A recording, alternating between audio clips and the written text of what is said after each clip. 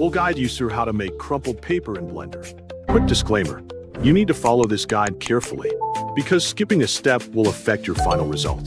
If this guide helpful, don't forget to like and subscribe. First, open Blender on your desktop and starting a new project.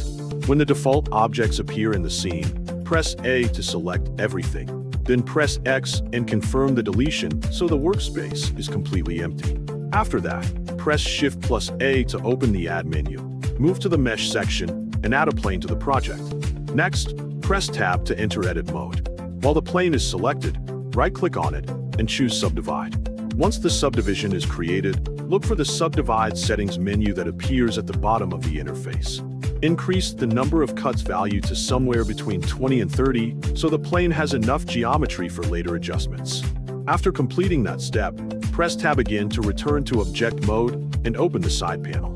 Locate the Modifiers section and choose Add Modifier. Use the search function to find and apply the Displace modifier. In the modifier settings, click New to create a texture. Then press the button located next to the X button to access the texture options.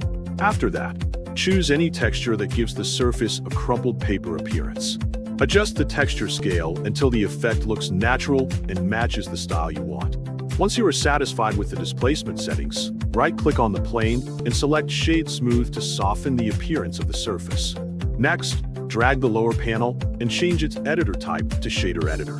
In the Material area, press the plus sign to create a new material for the plane. Then press Shift+A, use the search feature, and add an image texture node.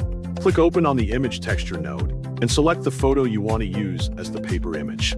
After loading the image, connect the color output of the image texture node to the base color input of the principal BSDF shader. Continue refining the paper and making any final adjustments you need.